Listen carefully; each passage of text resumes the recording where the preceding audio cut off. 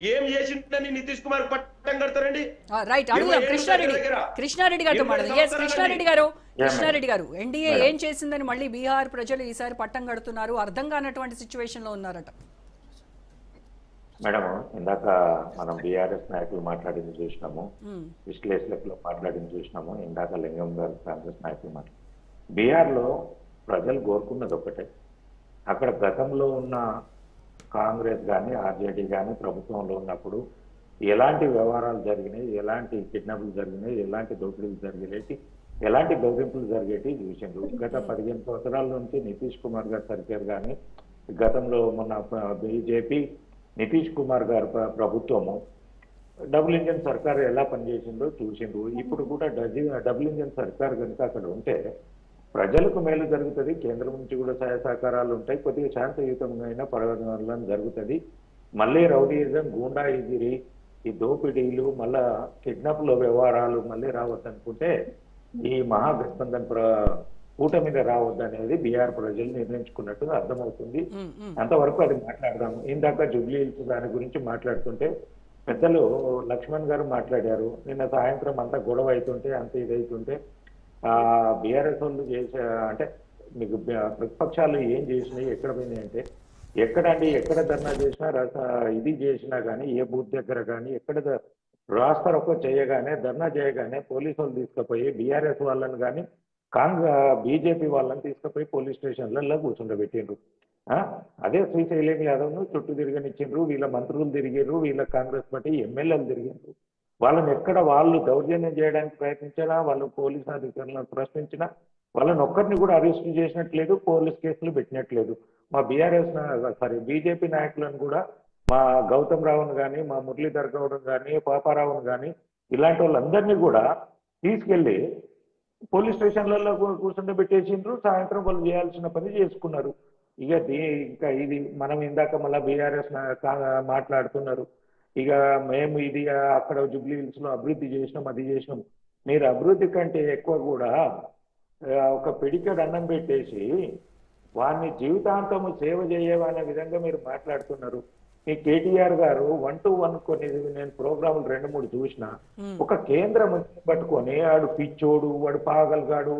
అరే నువ్వెక్కడికి వెళ్ళి పుట్టి వచ్చినావయ్యా? నువ్వు ఈ దేశంలో భగవత్ స్వరూపం ఉన్నదా నీకు? నువ్వు గదే తల్లిదండ్రులకు పుట్టినవు, గదే విధంగా ఉన్నావు, నీకు ఏమున్నాయో వాళ్ళకి అవి ఉన్నాయి.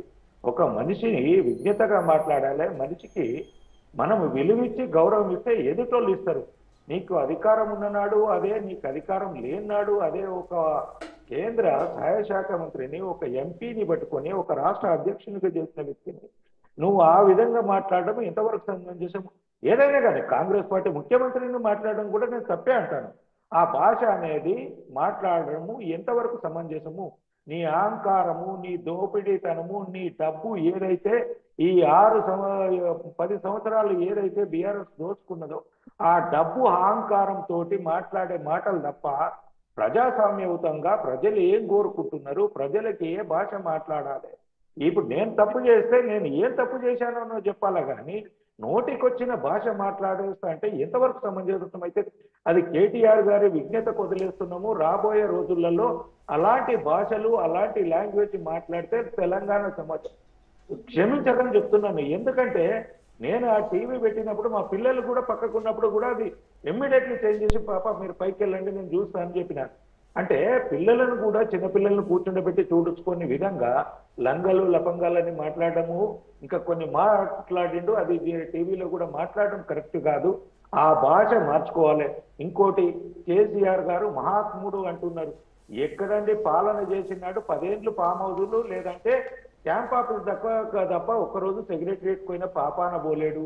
ఈ 2 సంవత్సరాలు ఓడిపోయిన తర్వాత ప్రజా సమస్యల గురించి కానీ ఎక్కడన్నా మాట్లాడింది లేదు, ఎక్కడన్నా ప్రజా సమస్యల గురించి కొట్లాడింది లేదు.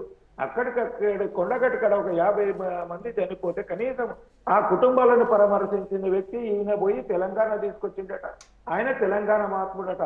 తెలంగాణ ద్రోహులు ఎవరైనా ఉంటున్నారంటే కేసీఆర్ కుటుంబాన్ని చెప్పదలుచుకున్నాను మేడం. ఇందులో ఈ అంశాలు టీఆర్ఎస్ నాయకులు భక్తి పూజన బంద్ చేసి వాస్తవాలను గ్రహించి మాట్లాడండి. బీఆర్ఎస్ కుటుంబాన్ని పొగిడితే పదవులు వస్తాయి అనుకుంటారు, లేదంటే రేపు టికెట్ వస్తుంది అనుకుంటే అది వాళ్ళ భ్రమ.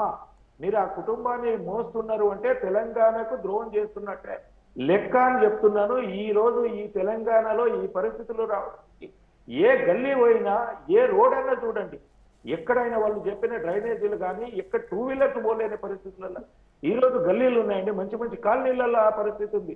ఇది వాళ్ళు గుర్తించుకోవాల్సిన అంశము. మనము ప్రజా సమస్యలను అడ్రస్ చేద్దాం. ఇంకొకటి, ఇందాక కాంగ్రెస్ నాయకులు పెద్దగా చెప్తున్నారు, చాలా చెప్తున్నారు.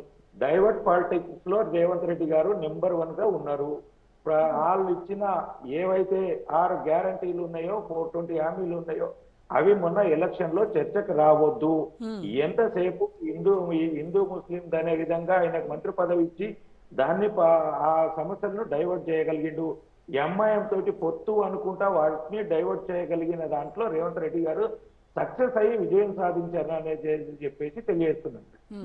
అయితే కృష్ణారెడ్డి గారు, ఎంజీబీ కూటమి తరపున సీఎం అభ్యర్థి తేజస్వి యాదవ్ ఆయన పోటీ చేసినటువంటి రాఘవపూర్ నియోజకవర్గంలోనే తనే వెనకంజలో ఉన్నటువంటి పరిస్థితి. సో ఏంటి రీజన్ ఏంటి అనుకుంటున్నారు? మేడం, ఒక కూటమి కట్టేటప్పుడు ఎదుటి వాళ్ళ మీద కోపంతో కూటమి కడితే అది ఎప్పటికైనా ఇలాంటివే వస్తుంది.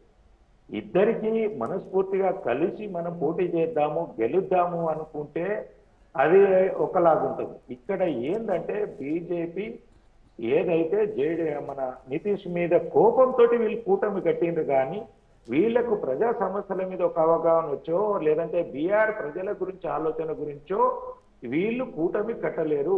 ఎవరికి వాళ్ళు స్వార్థ ప్రయోజనాల గురించి అపోజిట్ వాళ్ళ మీద కోపంతో వీళ్ళు జత కట్టారు. కాబట్టి వీళ్ళు లాస్ట్ మినిట్ వరకు రోజుకు మనం చూసినాము సీట్ల పంపకాల దగ్గర నుంచి ఉంటుంటే మన మేనిఫెస్టోలో పెట్టే అంశాల గురించి సీఎం అభ్యర్థుల దగ్గర నుంచి సీట్ల వివరాల నుంచి విపరీతమైన, ఇప్పుడు ఎన్డీఏ కూటమి కూడా ఉంది, ఆడ గఠబంధన్ ఉంది. ఈ రెండున్నా కానీ ఎక్కువగా డివైడేషన్ కానీ ఎక్కువగా కాంప్లికేటెడ్ గా తయారైంది ఏంటంటే గఠబంధన్ లో వచ్చింది. సీట్ల విషయంలో కానీ, సీట్లు తీసుకునే దగ్గర కానీ, పోటీ చేసే దగ్గర కానీ, ప్రచారం దగ్గర కానీ ఒక అనైక్యత కనబడింది. కానీ నైక్యత మరి అదే పార్టీకి సంబంధించినటువంటి అదే వ్యక్తితో మరి ఎన్డీఏ కూడా కూటమి కట్టింది. మళ్ళీ